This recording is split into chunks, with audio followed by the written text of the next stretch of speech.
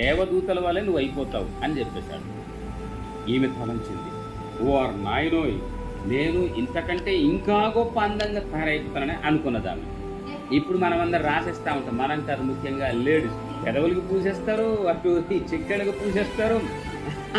మనం కూడా రాసుకోవచ్చు, అంత ఓవర్ చేయకూడదు అని బైబిల్ చెప్తా ఉంది. ఇప్పుడు ఓవర్ చేయడానికి అక్కడ ఏదేను వనంలో చెప్పేశాడు ఆయన. ఈమె ఒక్కసారి ఆ భ్రమలోకి వెళ్ళిపోయింది, మాయలోకి వెళ్ళిపోయింది. ఆ ప్రపంచంలో ఉన్నటువంటి అందమంతా చూసింది. అబ్బా, నేను ఇంత అందం తయారైపోతానని ఆమె అనుకున్నది. ఎప్పుడైతే అవిధేయత వస్తుందో అప్పుడు ఇంకా దేవుడిచ్చే ఆశీర్వాదాలు లేవు, మనకు నోచుకోవడానికి, అనుభవించడానికి ఏ యోగ్యత ఉండదు, కోల్పోతాం. వాళ్ళ కోల్పోయినారు వాళ్ళు. కనుక ఈ సమయంలో మనం అనుకుందాం, విధేయత అవిధేయత ద్వారా వచ్చేటటువంటి ఏవైతే దీవెనలు లేకుంటే దీవెన లేకపోయిన పరిస్థితులను మనం ఈ సమయంలో ధ్యానం చేస్తాం. పెళ్లి నాటి ప్రమాణాలు మీరు ఎప్పుడైనా జ్ఞాపకం చేస్తున్నారా? మీ చావులో, మీ రేవులో, మీ వ్యాధిలో, మీ బాధలో, మీ ఉపద్రవాలు, మీ అన్నింట, అవునా? ఏమండి, పెళ్లి నాటి ప్రమాణాలు, ఐకమత్యం పోతుంది. ఇక భర్త భార్యకు, భార్య భర్తకు విధేయులై ఉండాలి. తూర్పు పడమర అలాగ అనుకుంటారు, ఇంకా లాభం లేదు, నువ్వు అనుకుంటే ఏం పర్లేదని చూస్తానులే. దేవుని కృపను బట్టి ఇలా మీరు దేవునికి విధేయులుగా ఉండుట ఎంతైనా ఆశీర్వాదం. కనుక ఈ సమయంలో ఇంకొక మాట మనం చదువుకుందాము. వీటన్నిటి కూడా దేవుడు తీసేయడానికి గొప్ప కార్యం చేశాడు ఆయన. ఆయన్ని కనుక మనము వెంబడిస్తే మన జీవితాలు అద్భుతంగా మారిపోతాయి. రోమపత్రిక 5వ అధ్యాయం 19వ వచనాన్ని మనం చదువుదాం. రోమపత్రిక 5వ అధ్యాయము 19వ వచనం ఒక్కసారి మనము చదువుదాం. 5:19 గట్టి చదువమ్మా. అవిధేయత వలన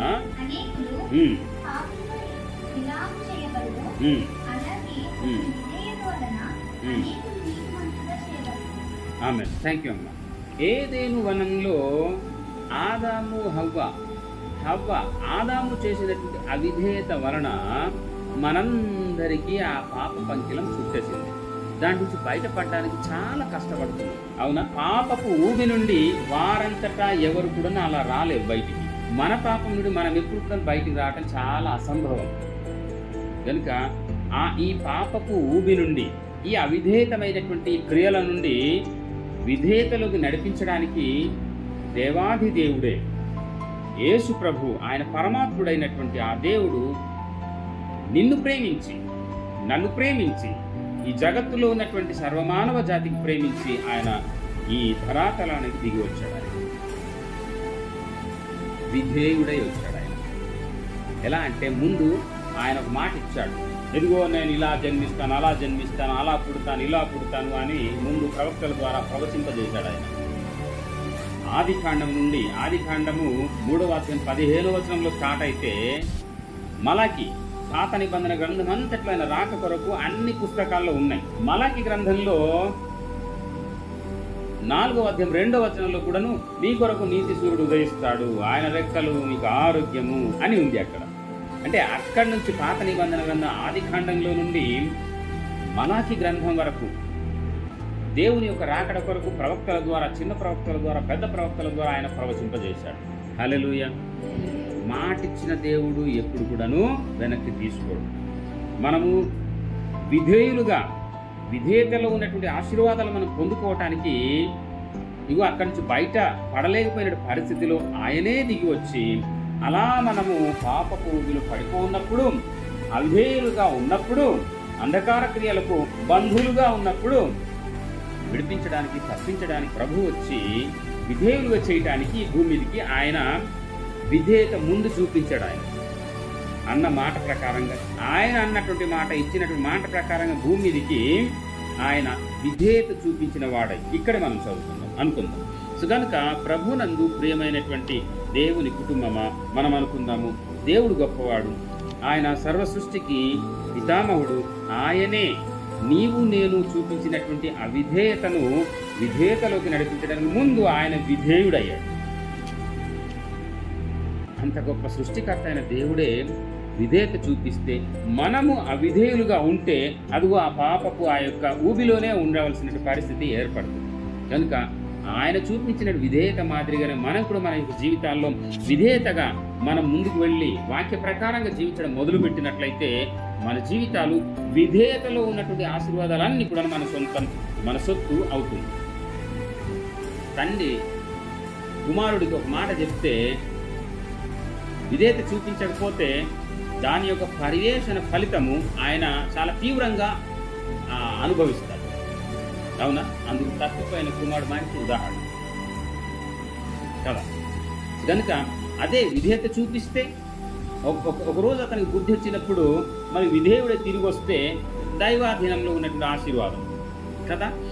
విధేయత చూపిస్తే ఆశీర్వాదం, అవిధేయత చూపిస్తే అంత సమస్యలే ఉంటాయి. విధేయతలోకి వచ్చిన సమయమందున అద్భుతమైనటువంటి ఆశీర్వాదాన్ని తన సొత్తు, తన సొంతం చేసుకోవటానికి దేవుడు కృప చూపించాడు. హల్లెలూయా, హల్లెలూయా. సో కనుక ఈ సందర్భంలో మనం జ్ఞాపకం చేసుకుందాము, విధేయత వలన ఆశీర్వాదాలు ఉన్నాయి, అవిధేయత వలన ఆశీర్వాదాలు కోల్పోతాం. సో కనుక ఈ సమయంలో మనం జ్ఞాపకం చేసుకుందాము. ఒక సంఘటన మనం జ్ఞాపకం చేసుకుని ఆ సంఘటనలో ఉన్నటువంటి 2 విధానాలు కూడాను మనం జ్ఞాపకం చేసుకుందాం. యెహోషువ గ్రంథము 6వ అధ్యాయము 7వ అధ్యాయంలో ఉన్నటువంటి కొన్ని దేవుడు ఇశ్రాయేలు ప్రజలకు ఆదేశించినటువంటి ఆదేశ సూత్రాల ప్రకారంగా అక్కడ మనకు నాయకుడు యెహోషువ కనిపిస్తాడు. యెహోషువ నాయకత్వంలో ఈ వాక్యాన్ని మనము ధ్యానం చేయటానికి, విధేయతలో ఉన్నటువంటి ఆశీర్వాదాన్ని మనం అనుభవించడానికి ముందుకు సాగు. మన వాళ్ళు ఐగుప్తు దేశంలో బానిసలుగా ఉన్నారు. వాళ్ళు తొలి దినాల్లో ప్రార్థన చేసుకున్నారు. దేవుడు వాళ్ళ ప్రార్థన విన్నాడు. నాయకుడని మోషేను లేపాడు, పంపించాడు. ఐగుప్తు దేశంలో వాళ్ళు కొలుస్తున్నటువంటి దేవీ దేవతలు, 10 రకాలైనటువంటి దేవీ దేవతలు, గతంలో నేను మీకు చాలాసార్లు ఈ మాట ఉచ్చరించున్నాను. వాళ్ళు దేవుడుగా, దేవతలుగా కొలిచేటటువంటి ఆ దేవీ దేవతలకు దేవుడు తీర్పునిచ్చాడు. నీరు దేవత, గాలి దేవత, వర్ష దేవత, ఆకాశం దేవత, ఈ 10 రకాలైనటువంటి దేవతలు వాళ్ళు పూజించేటటువంటి దేవీ దేవతలకు మట్టు పెట్టించాడు దేవుడు మోసే ద్వారానే చేయించాడు. సో అక్కడి నుంచి చాలా అద్భుత ఆశ్చర్యకార్యాలు గావించి మనల్ని తీసుకొస్తా ఉంటే మనల్ని ఇప్పుడు మార్గ మధ్యంలో ఉన్నారు, ప్రయాణంలో ఉన్నారు. మరి ప్రయాణం ఎక్కడికి? కానానుకి. కానాను ఎక్కడుంది? ఇప్పుడు యెరూషలేము మందిరం మనం చూస్తూ ఉన్నాం కదా, అదే కానాను. ఇంకో సంగతి ఏంటంటే, ఇప్పుడు ఉన్నటువంటి ఆ మందిరం దగ్గరే మన విశ్వాసమునకు తండ్రి అయినటువంటి అబ్రహాం గారు ఇస్సాకును బలిచ్చినటువంటి స్థలం కూడాను అదే. హల్లెలూయా.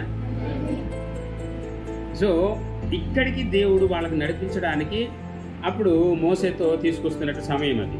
సో మోసే గారి యొక్క హాయం అయిపోయింది. ఆ తర్వాత అహరోను వచ్చారు, అహరోను తర్వాత యెహోషువ వచ్చాడు. Okay, right. సో ఇప్పుడు యెహోషువ నడిపిస్తా ఉన్నాడు.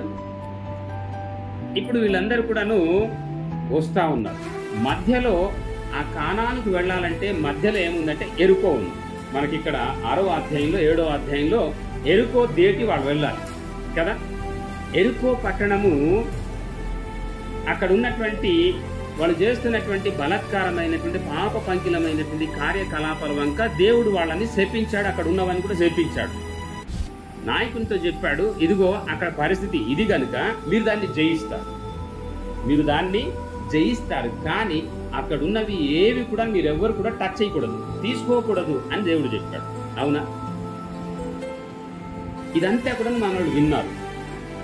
విన్న తర్వాత ఇప్పుడు వాళ్ళు ఆ కోటను జయించడానికి ఒక సూత్రం దేవుడు చెప్పాడు. ఏం చెప్పాడంటే 6వ అధ్యాయంలో మనం చదువుతాం అదంతా కూడా. సో ఇప్పుడు మనము ఆలోచన చేయాల్సింది ఏంటంటే, ఎరికో పట్టణం చాలా పెద్ద పట్టణము. ఎరుకో పట్టణం అంతా ఒక ప్రహరితో, చైనా వాళ్ళలాగా ఒక పటిష్టమైనటువంటి ఆ గోడతో వాళ్ళు కట్టుకొని చాలా ఎవరు కూడా బయట నుండి అక్కడ చొరబడకుండా వాళ్ళు సురక్షితంగా వాళ్ళు అందులో ఉన్నారు. సో ఆ యొక్క గోడలు పగలగొట్టి లోపలికి వెళ్ళి ఎరుకోను వీళ్ళు స్వాధీనం చేసుకోవాలి. ఎంతో పరాక్రమంతో కూడినట్టు సందర్భం, యుద్ధ నేర్పరితనంతో కూడుకున్నట్టు, శత్రువులు జయించడానికి కావాల్సిన మెలకువలతో కూడినటువంటి విధానం. కానీ మనం ఇక్కడ ఆలోచన చేయాలి.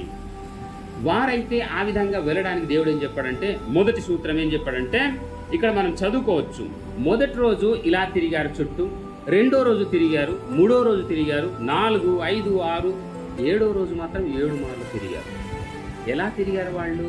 ఎలా తిరిగారంటే వారు యుద్ధ సన్నద్ధులై బూరలు పట్టుకొని మందసం మోస్తూ దేవునికి జయధ్వనులతో వారు యెరికో పట్టణమంతా సంచరించారు. నాతో చెప్పగలరా? హల్లెలూయా. 7 మంది యాజకులతో బూరలు పట్టుకొని ఆ యాజకులు దాన్ని ఆ మందసాన్ని మోస్తూ వాళ్ళు తిరిగారు. వాళ్ళ వెనకాల ప్రజలు నడవాలి. అవునా? సో అట్లా వాళ్ళు 1, 2, 3, 4, 5, 6, 7 రోజులు తిరిగి 7వ రోజు 7 మార్లు వాళ్ళు తిరిగారు. ఇక్కడ మనం చదువుకున్నట్టు లేఖన భాగం ప్రకారం. సో అప్పుడు ఆ కోట కూడా అంతా కూలిపోయి లోపలికి వెళ్ళి వాళ్ళు ఆ యొక్క వారికి దేవుడు ఆదేశించిన ప్రకారంగా అంతా కూడా వారు స్వాధీనం చేసుకున్నారు. నాయకుడి ద్వారా వాళ్ళు తెలుసుకున్న ఆ ప్రకారంగా వాళ్ళు చేశారు. సో ఇక్కడ మనం ఆలోచన చేయాల్సిన విషయం ఏంటంటే యెరికో పట్టణాన్ని వాళ్ళు జయించగలిగారు. హల్లెలూయా. ప్రియులారా, మళ్ళీ వెనక్కి వెళ్ళాను నేను ఈ వృత్తాంతము అర్థం చేసుకోవడానికి. వాళ్ళు యెరికోను జయించారు. ఎలా జయించారు వాళ్ళు? ఇక్కడ మనం అర్థం చేసుకోవాలి. ఎలా వాళ్ళు జయించారంటే బయలుదేరి వస్తూ సిట్టింగ్లో ఆగారు వాళ్ళు. అక్కడ 3 దినాలుంటే యాజకుడు నాయకుడు వాళ్ళకి కొన్ని మాటలు ఎలా జయిస్తాం, మనం ఎలా ఉండాలి, ఇవన్నీ కూడా చెప్పాడు. రేపు మనం బయలుదేరుతున్నాం కనుక యోర్దాను ముందు దాటాలి. ఏం దాటాలండి? యోర్దాను దాటాలి. ముందు యోర్దాను దాటాలంటే మనం ఎలా ఉండాలి? పరిశుద్ధమైనటువంటి దేవుడు అనుగ్రహించినటువంటి ఆ యొక్క ఆ స్వభావంలోకి మనం రాగలగాలి. ఆ ఆశీర్వాదంలోకి మనం రాగలగాలి. కనుక ప్రభువునందుకున్న దేవుని కుటుంబం ఇదిగో సిద్ధం నుండి వాళ్ళు బయలుదేరి యోర్దాను నదికి వచ్చారు. వాళ్ళు అక్కడ వాళ్ళు ఎలా రావాలి కూడా అక్కడ ఇంతకుముందు మనం చదువుకున్నాము. అంటే యాజకులు మందసాన్ని పడతారు. దాన్ని వాళ్ళు ఆ మోసుకుని వెళ్తున్నప్పుడు వాళ్ళ వెంట ఈ ప్రజలందరూ కూడా వెంబడించాలి. ఎలా వెంబడించారంటే ఈ యోర్దాను దాటడానికి వెళ్తున్నారు కనుక అక్కడ దేవుడు అద్భుత ఆశ్చర్య కార్యం చేస్తారు అని చెప్పారు. ఇందాక మనం చదువుకున్నాం. ఎలా జరుగుతుంది అంటే నిన్ను నీవు పవిత్రపరచుకోవాలి ఆ అద్భుత కార్యం జరగడానికి. ఏమంటే వింటున్నారా? సో కనుక ఇక్కడ విషయం ఏంటంటే ఇదిగో రేపు మనం చేయబోయేటటువంటి ఈ యొక్క ప్రదర్శనలో మనం వెళుతున్నప్పుడు అక్కడ దేవుడు అద్భుతం చేస్తానని అన్నాడు. ఆ అద్భుతం జరగడానికి నిన్ను నువ్వు శుచిపరచుకో, శుభ్రపరచుకో, పరిశుద్ధమైన జీవితాన్ని ఇప్పుడే నువ్వు రూపొందించుకో అన్నటువంటి ఆ యొక్క విధానాన్ని వాళ్ళకి తెలియచేయడం జరిగింది. వాళ్ళ ముందు యెరికో ఉంది. యెరికో దగ్గరే హాయి అనే పట్టణం కూడా ఉంది. ఆ తర్వాత వాళ్ళు ఎంటర్ అవ్వాలి కానాన్. అవునా? సో ఇప్పుడు ఇక్కడ ఈ మహత్కార్యం దేవుడు వాళ్ళకి చేసి చూపించాడు. ఎట్లా అంటే వాళ్ళు మందసం పట్టుకొని ఆ యాజకులు ఆ మందసం యొక్క ఆ యోర్దానులో కాలు పెట్టడానికి మోపగానే ఆదాముపురంలో ఉన్నటువంటి ఆ యొక్క ప్రవాహం అంతా కూడా ఆ జాడ అంతా కూడా అక్కడ ఆగిపోయిందని అక్కడ రాయబడింది. సో ఎందుకు ఆగింది అంటే సేవకుడు వాళ్ళని ఆ రాత్రికాల సమయంలో 3 దినాలకు ట్రైనప్ చేశాడు. ఆ విధేయతలోకి వాళ్ళు రావడానికి కావలసినటువంటి మాటలన్నీ కూడాను దేవుడు ఆయన ద్వారా సేవకుని ద్వారా చెప్పించాడు. సో తల్లి ఒక మాట చెప్పినప్పుడు తనయుడు వినకపోతే ఇందాక తప్పిపోయిన కుమారుడు గురించి అనుకున్నాం కదా. భర్త భార్యకు, భార్య భర్తకు విధేయులై ఉండాలి. సంఘంలో సేవకుడు ఇటు విశ్వాసులు కాపరికి విధేయులై ఉండాలి. అలాగే సేవకుడు కూడాను సంఘానికి విధేయుడై ఉండాలి. యేసు ప్రభువే అని తగ్గించుకొని విధేయుడై భూమి మీదకి వస్తే ఈ సేవకుడు ఎంత? ఆ యేసు ప్రభువే సేవకుడని కాళ్ళు కడిగితే ఈయనెంత అండి? నేనేమంటున్నానంటే విధేయత ఒకరినొకరు కనబరుచుకున్నట్లయితే అద్భుతమైనటువంటి ఆశీర్వాదం మన సొంతమవుతుంది. ఇదిగో అక్కడ మరి నాయకుల ద్వారా చెప్పబడినటువంటి మాటల ప్రకారంగా వారు నడిచారు కాబట్టి అక్కడ యోర్దాను నది ఆగిపోయింది వాళ్ళు దేటి వెళ్ళేంత వరకు. ఓకే, ఇదంతా దేటి వెళ్ళిన తర్వాత ఇంకొక సంఘటన కూడా అక్కడ జరిగింది. ఆ సంఘటన ఏంటంటే 5లో 2-3 వచనాలు కూడా మనం చదువుతాం. ఇలా వాళ్ళు అక్కడికి వెళ్ళిన తర్వాత సున్నతి కొరకు దేవుడు అక్కడ చెప్పాడు యెహోషువతో. ఇది పరిశుద్ధమైనటువంటి ప్రక్రియ. మొన్నే మనం అనుకున్నాము ఈక్వల్ టు బాప్టిస్మం. ఏమండి? ఆనాడు అది ఈనాడు ఇది నువ్వు స్వచ్ఛందంగా పరిశుభ్రంగా పరిశుద్ధుడుగా దేవునిలో ఆత్మమూలంగా నువ్వు జనిస్తే గనుక దైవరాజ్యంలో ప్రవేశిస్తావు. నీ ఇష్టానుసారంగా ఉంటే అవిధేయుడవై ఇదిగో బానిస బ్రతకాల్సిన పరిస్థితి ఏర్పడుతుంది. ఏమండి సంఘమా?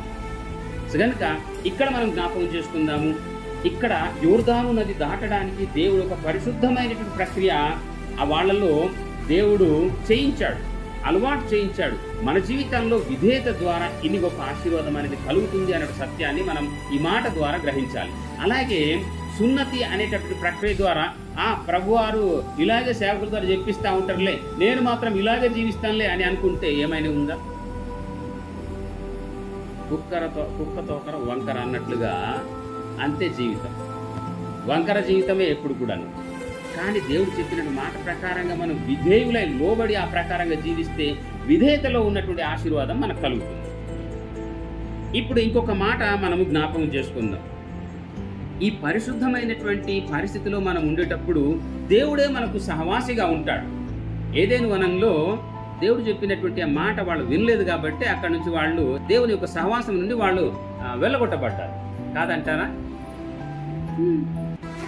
ఒకవేళ దేవుడు చెప్పినట్లుగా వినుంటే గనుక వాళ్ళు దేవుని యొక్క సహవాసంలో వాళ్ళు ఉంది. నేను గతంలో మీకు చెప్పాను, అప్పుడు ఉన్నటువంటి ఆశీర్వాదాలంతా కూడాను ఆత్మీయమైనటువంటి మహిమాన్వితమైనటువంటి ఆశీర్వాదాలను వరక్కడ ఏదేను వనంలో వాళ్ళు ఎలా ఉన్నారంటే మహిమతత్వ రూపంలో వాళ్ళు ఉన్నారు అని అనుకున్నాం.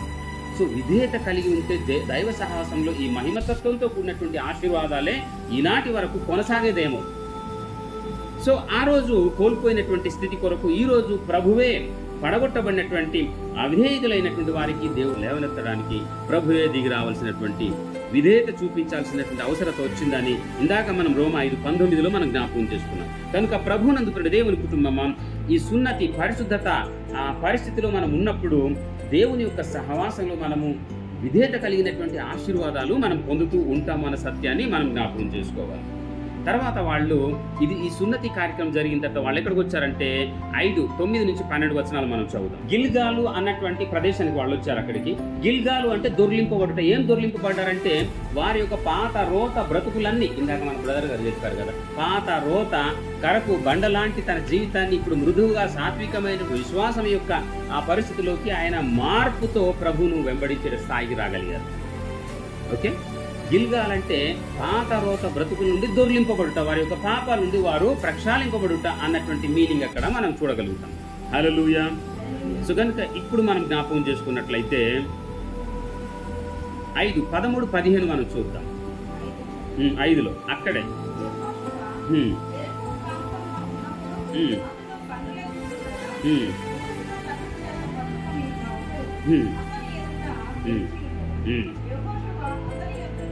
వెళ్ళి అవును అవును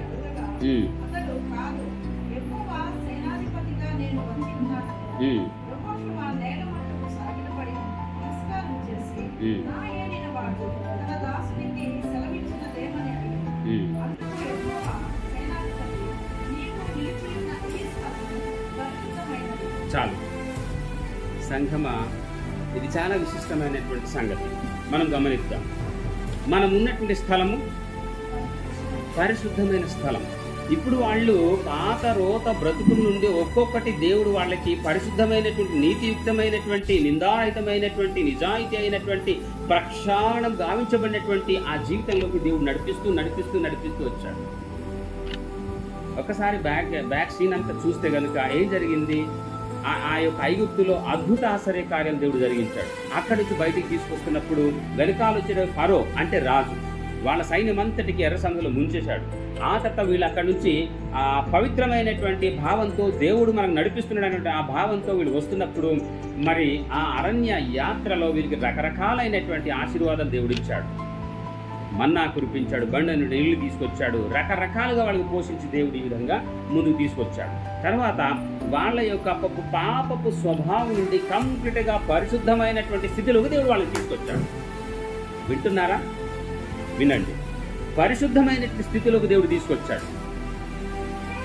యోర్దాను నది దాటినప్పుడు వాళ్ళకి పవిత్రులు చేశాడు దేవుడు.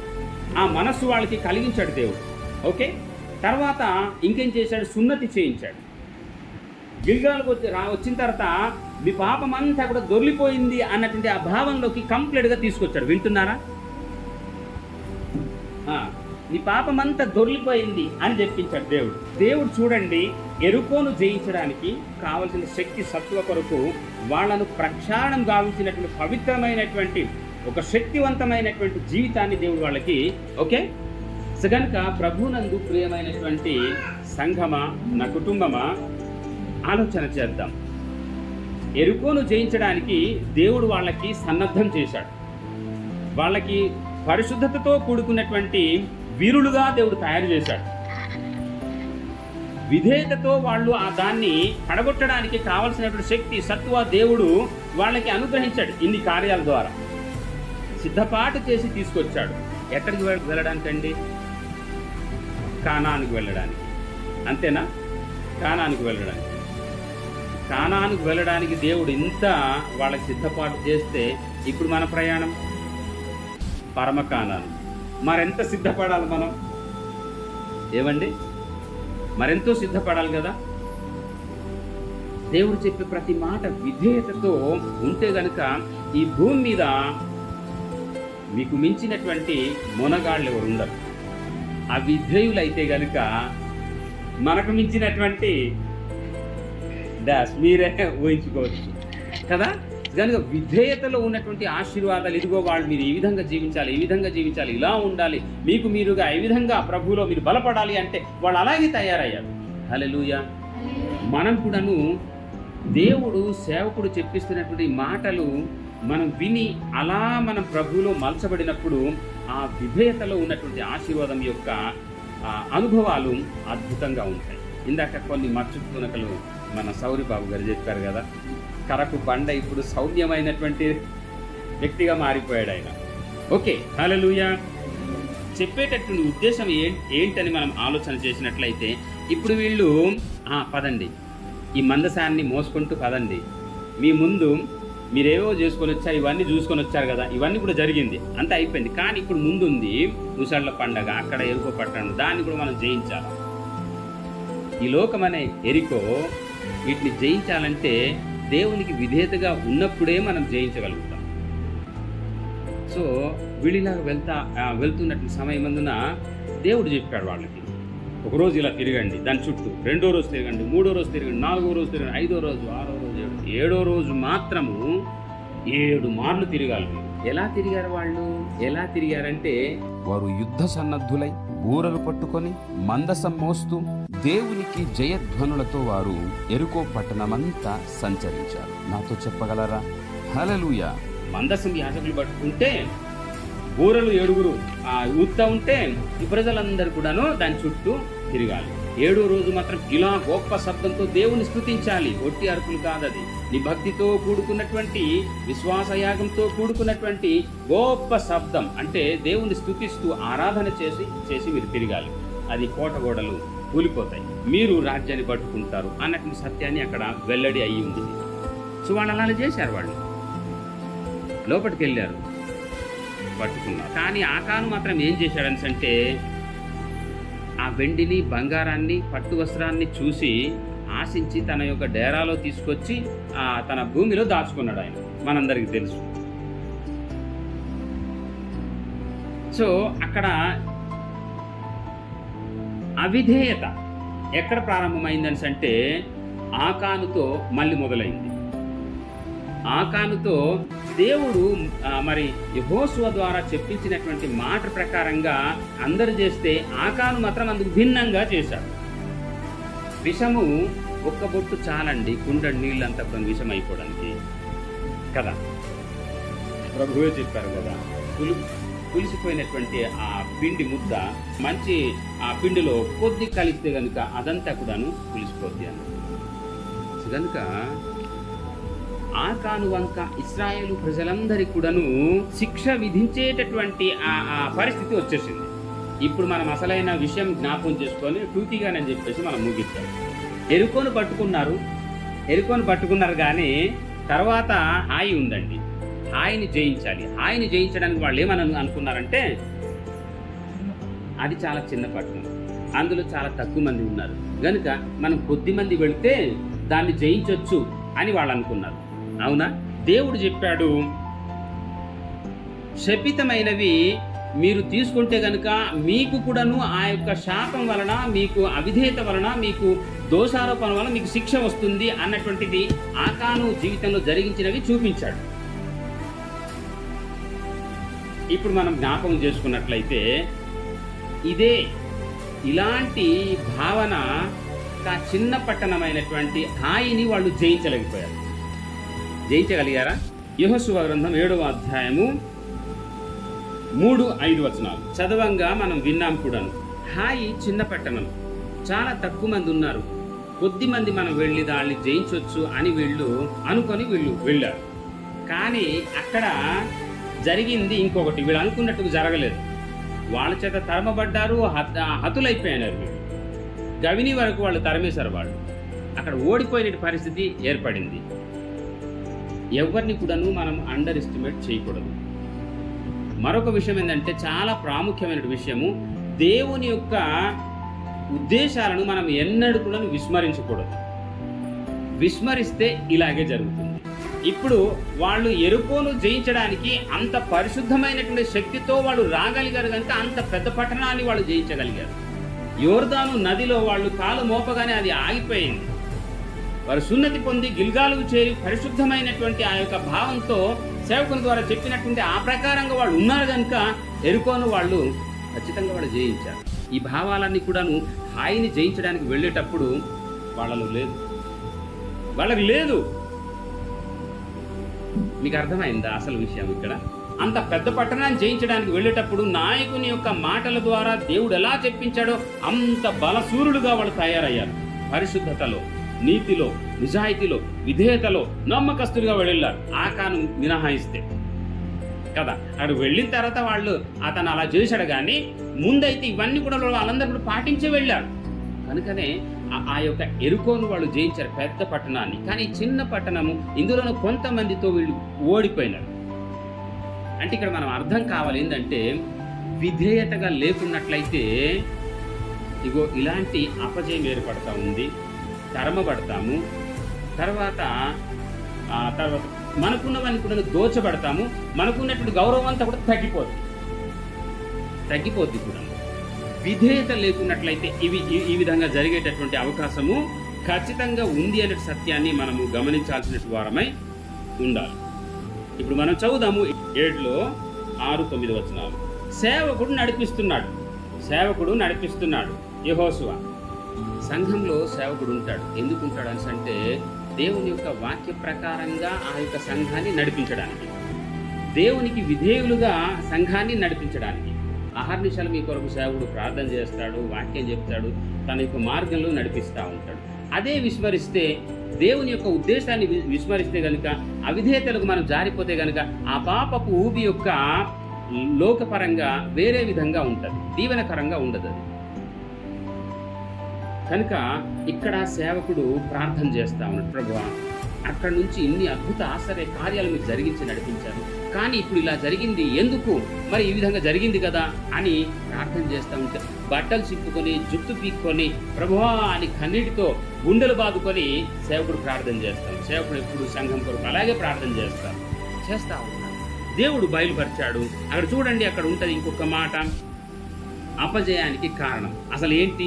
7:11-13 వరకు చదువు.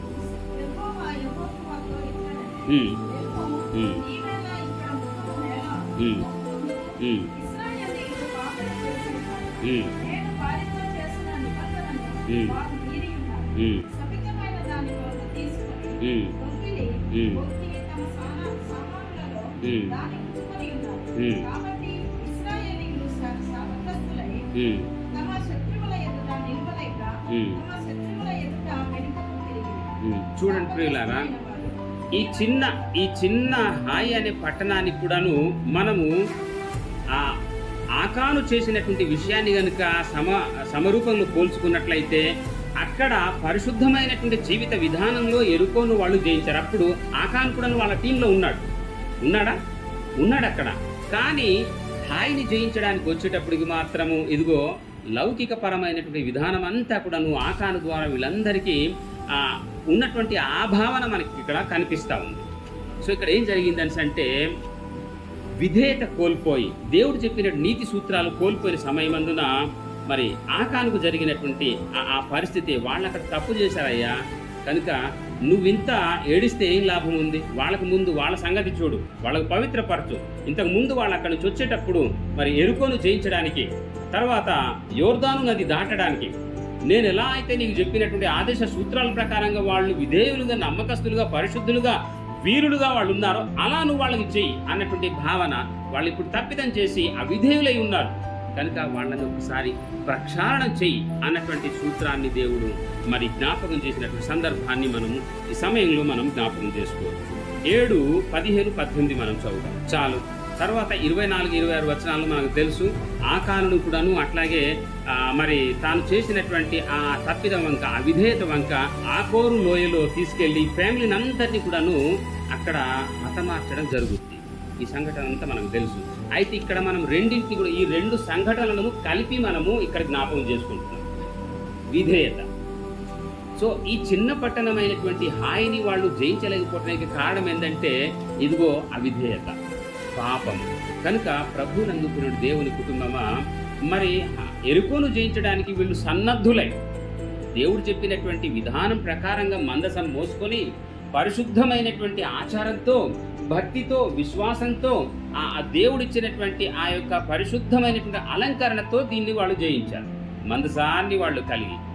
సో ఇప్పుడు ఈ స్థితి హాయిని జయించడానికి వాళ్ళు శక్తిపై వాళ్ళు ఆధారపడి మరి కొంతమంది వెళ్ళిపోయినారు. వాళ్ళు ఏం లేదు, దేవుని విస్మరించి వాళ్ళగానే వాళ్ళు వెళ్ళిపోయినారు. వాళ్ళు ఎక్కడ జయిస్తారండి?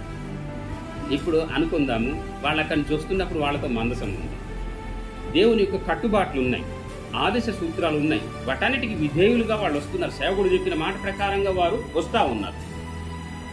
యోర్దాను అలాగే దాటారు. గిల్గాల్లో వాళ్ళ యొక్క పాపం అంతా దొర్లింపబడింది. వాళ్ళతో ఏముంది? మందసం ఉంది. మందసం అంటే మొట్టమొదటి దేవాలయంలో ఉంచినటువంటి దేవుని యొక్క మందసంలో ఏమేమి ఉన్నాయి అని అనుకున్నట్లయితే ఏమున్నాయండి అందులో? మందసంలో గుడ్, అహరోను చేతికర్ర, బంగారు పాత్రలు మన్నా, 10 ఆజ్ఞల పలకలు అందులో ఉన్నాయండి బాక్సులో. ఇది అయితే ఈ బాక్సులో, ఈ మందసంలో ఇవి ఉన్నాయి కదా, ఇవన్నీ కూడాను అహరోను చేతి కర్ర, వాక్యానికి ముంగుర్తు. 10 ఆజ్ఞల పలకలు, వాక్యానికి ముంగుర్తు. ఇంకోటి ఏమనుకున్నాము? మన్నా. ఈ మన్నా కూడాను వాక్యానికి ముంగుర్తు. ఓకే, సో వాక్యం అంటే ఎవరండి? యేసు ప్రభు, దేవుడే. ఆయనే నీ హృదయం అనేటటువంటి ఈ మందసంలో ఉంటే నీకెప్పుడు జయమే. ఆయనే నీ హృదయం అనే మందసంలో ఉంటే గనుక నీకెప్పుడు కూడా జయమే. అంటే వాక్య ప్రకారంగా నువ్వు వెళ్తుంటే విధేయుడుగా ఉంటావు గనుక ఇదిగో ఎరుకోను జయించినటువంటి వారు ఆ హాయిని జయించలేరా? జయించగలుగుతారు. కానీ వాళ్ళంతటా వాళ్ళు ఇవన్నీ ఏమీ లేకుండా వాళ్ళు వెళ్ళారు. అవునా? గనుక ఇక్కడ మనం జ్ఞాపకం చేసుకుందాం, ఈ యొక్క సంఘటనలో 6, 7 అధ్యాయాల్లో విధేయత, అవిధేయత. విధేయత వంక వాళ్ళు ఎరుకోను జయించగలిగితే, అవిధేయత వంక హాయిని, చిన్న పట్టణాన్ని ఓడిపోయినారు వాళ్ళు కదా. కనుక మన జీవితంలో అనుకుందాం, కుటుంబ వ్యవస్థలో భర్తకు భార్య, భార్యకు భర్త, తల్లిదండ్రులకు పిల్లలు, నువ్వు పని చేస్తున్నటువంటి ఆ వ్యాపారంలో, ఆ ఉద్యోగంలో ఎక్కడ ఉన్నా కానీ విధేయత కలిగి మనం ఉండాలి. మన ప్రభువే విధేయుడై ఉంటే, మనం కూడా విధేయులుగా ఉన్నట్లయితే, ఆయన చెప్పినటువంటి ఆదేశ సూత్రాల ప్రకారంగా ఇదిగో ఈ హృదయం అనే మందసంలో మనం ఉంచి ఆ వాక్య ప్రకారంగా నువ్వు జీవిస్తూ ఉంటే కనుక ఎరుకో ఏంటి? ఎరుకో లాంటి మహామహా ఎలాంటి బలసూరులైనా కానీ మనం జయించవచ్చు. ఎందుకంటే ఈ లోకంలో ఉన్నవానికంటే నీలో ఉన్న దేవుడు గొప్పవాడుగా అప్పుడు ఉంటాడు కనుక. హల్లెలూయా. 1 యోహాను 4:4 ఆ మాట ఉంటుంది. కనుక ప్రభువే మనతో ఉన్నట్లయితే, ఆయన యొక్క వాక్య ప్రకారంగా నువ్వు విధేయతలో నమ్మకంగా జీవిస్తున్నట్లయితే అద్భుత ఆశ్చర్య కార్యాలు ఈ విధేయత ద్వారా నువ్వు జయించగలుగుతావు, జయం పొందుతావు. అలాంటి గొప్ప కృపా భాగ్యము ఈ సమయంలో మనందరికీ ప్రభు ప్రసాదించును గాక. తలలు వంచుదాము, తీర్మానంతో ప్రార్థన చేసుకుందాం. తలలు వంచుదాము, తీర్మానంతో ప్రార్థన చేసుకుందాం.